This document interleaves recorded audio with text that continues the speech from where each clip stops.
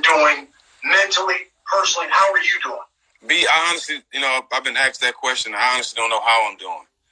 So much been going on. A role that's fell in my lap when my brother was murdered, and a role that I've embraced. And 18 countries, 50 states later, people behind me protesting and fighting for equality and fighting for justice. So I don't know how I'm doing. I know I'm doing something. I'm fighting for something that's bigger than me, and I know I'm making everybody around me proud. So I'm just living with that, and I'm living off that. I know how I felt when I first saw that video of George Floyd's death and his murder. But you grew up with it. You called him your twin. Can you even put into words what it was like when you were shown the video by your daughter? Well, first I was sleeping with my daughter and my girlfriend's mom. We talk about police brutality all the time. She always send me videos. Well, she sent me the video while I was sleeping with my daughter, and I looked at it and I'm like, well, they didn't kill another black man, not even really paying attention. As I click out that message, I have like 50 messages, and it's one from my friend Mike D, and he's like, man, you see what they did your twin in Minnesota? As soon as I read that, it instantly correlated with the message I just got from my mom and the video, and I just lost it. I got to screaming, throwing stuff. I scared the mess out of my daughter, and I was messed up for a good day, but I snapped out of it, and because I actually seen myself down there. We look so much alike. He's the closest person to me that I ever have on this earth to a twin, because we look that much alike. And we wasn't real brothers, we wasn't real twins, but we looked that much alike. And I saw myself down there being a black man. It could have easily been me. So I just wanted to use my voice and do what I can to help shed light and keep the attention on what happened to my brother, because so many times stuff like this happened to black men and it just gets swept under the rug. I know if I wouldn't have spoke up and if I wouldn't have stood out, this situation would have been totally different. We wouldn't be talking about George Floyd, so I'm glad I was able to use my voice. I'm glad my brother's name is going to be the name of change, and I'm fighting for that until I die. And, when we see it, I think as black men, you get so angry, but when it's somebody who is that close to you, can you put into words what that feeling like? Because, for me, I can see it, I can be angry, but there's a connection, and that's family. What is that like? And it's funny you say that, B, because I see a lot of people at these protests. I see a lot of people at the murals when I'm there crying and stuff like that. And I want people to understand that this is not a photo op for us. We really lost somebody. I lost the closest I can have to a twin, somebody that genuinely supported me without an ulterior motive. He was the guy that wanted to provide and protect for everybody, and he died being that. And what a lot of people don't know, B, is the day he got murdered, he had just went to 2 job interviews, and one of the ladies from the place where he went to had a job interview, she DM'd me and told me he had actually got the job. And she said he came in there, it was a bad day. When he came in, he brightened up the whole office. And when they seen it was him, they was destroyed because he had got the job and he had changed the whole vibe around their office that day. So my brother was somebody who stood for the right thing, and he was trying to change his life. And I hated he had to die because he showed so much love, and he died from somebody who showed so much hate. I saw the video of you holding his 6-year-old daughter, Gianna, and I remember her saying, my daddy has changed the whole world. Do you think she has a full understanding of the magnitude of his death and what it's done to awaken this country? I don't think she does, because she's still distraught. She's still going through a lot. To this day, we'll be talking and she'll have a conversation like, Uncle Steve, is my daddy gonna be there? Like, so she still doesn't understand, man. That's what hurts so much.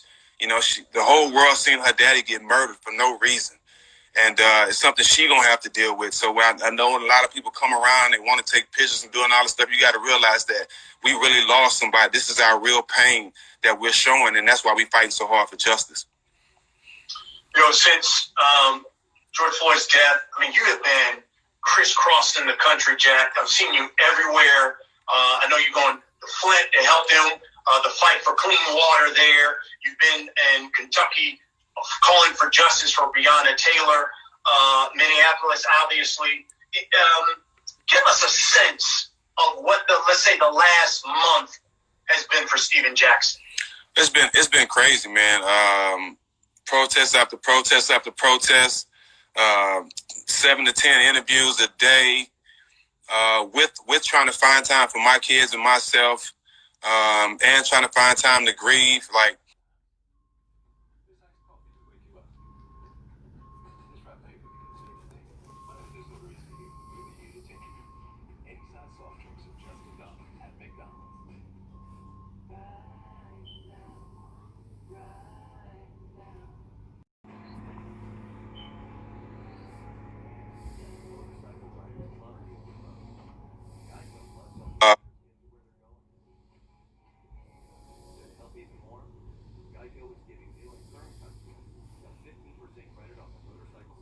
and there's so many people with hate that hate to see change happen. Change is actually starting to happen. So a lot of things are coming at different ways, but I'm embracing it all. I have a great support system. I have a great group of people that help me to help educate me and understand a lot of things that's going on that I need to know going forward, because I don't know everything. Like I said, this was placed in my lap, and I'm leading off of love. I'm leading off doing what's right, and everybody might not understand it, but I'm embracing that, and I'm doing what I can for change. And who do you seek counsel from? Because of this new role that you have. I'm sure there have been some very influential people who have come to you. Who does Stephen Jackson go to seek counsel from? Because you have said some prophetic stuff that has really inspired people. Who do you go to get counsel from? Well, one person is the Minister Farrakhan. I don't know one person on this earth that loves black people more than him. I haven't seen one person. He and one thing about him is a lot of people say a lot of things about him, but out of conversations we had, I've never heard the word hate one time. And what I want people to understand is I'm my own person. B, you know me. You know me very well. I love everybody, and you can say that because you know me. Yep. But I understand that Farrakhan loves black people more than anybody. So there's a lot of knowledge that he has about us that I need to get from him. But I also talk to other people. Just like you said, I got on live with a Jewish guy that I don't even know, just to get some understanding. Because a lot of things, especially as black men, our words get twisted when you don't even hear it out of our mouth. You see what I'm saying? Our words get twisted. So I think Minister Farrakhan is one of them. Also, Tamika Mallory, Van Lathan, Mark Lamont Hill, Al Harrington. It's a lot of people. I've even had conversations with Mahmoud Raouf. So I'm having conversations with a lot of people, and even some of my white friends who I'm real close to. Mark Cuban. It's a lot of people that I've talked to that I've gotten understanding from. Even Steve Kerr, he reached out. We had a conversation. Even the commissioner of the NBA reached out. So it's a lot of people that I'm talking to from all races and everybody, because they understand I stand for everybody. But it's a lot of stuff I don't know, and I'm fine with saying I don't know it, because it's a lot I have to learn, because I haven't been in this position my whole life. I'm a basketball player that led off love, that was always my brother's keeper.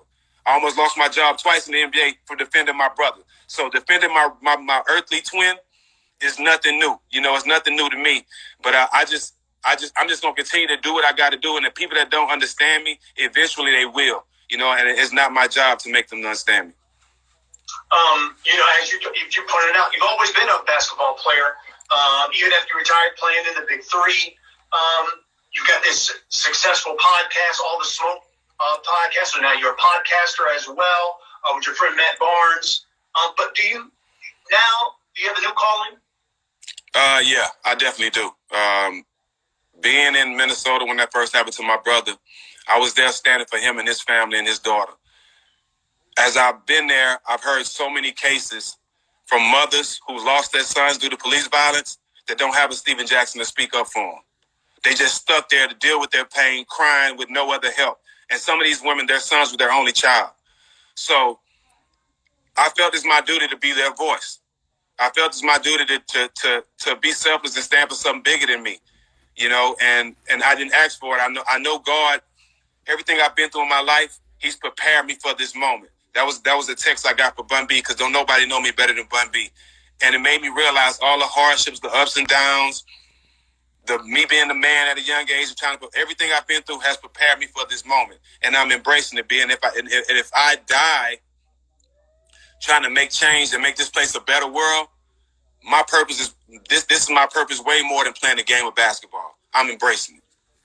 Well, listen, you've inspired a number of people. I mean, even after it happened, and you inspired me. And when I heard you speak there in Minneapolis, I felt like I had to go out to some of these protests and some of the rallies and participate in some of them. That's just, some of the things that you've done for others. And when you saw, Stephen, the thousands, I'm talking the thousands of people, and I'm talking around the world, protesting, rallying, shouting George Floyd's name, screaming Black Lives Matter. What'd you think? How did that hit you emotionally when you saw that, all of that on the tube? It makes me emotional now, just to even think about it, because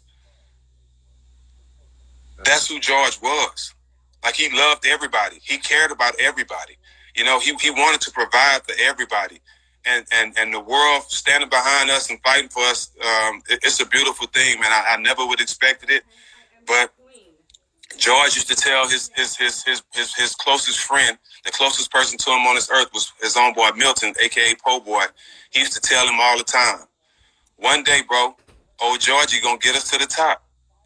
One day, old Georgie gonna get us to the top. And I hate it had to be this way, but at least his death is not going in vain, and he has changed so many people's lives, even mine. My lane and my name was already was stamped, but by him passing, getting murdered, and me stepping up, it's put me in a position I never thought I'd be in. So he's changed a lot of people's lives, and I'm just happy his death not going to be going in vain.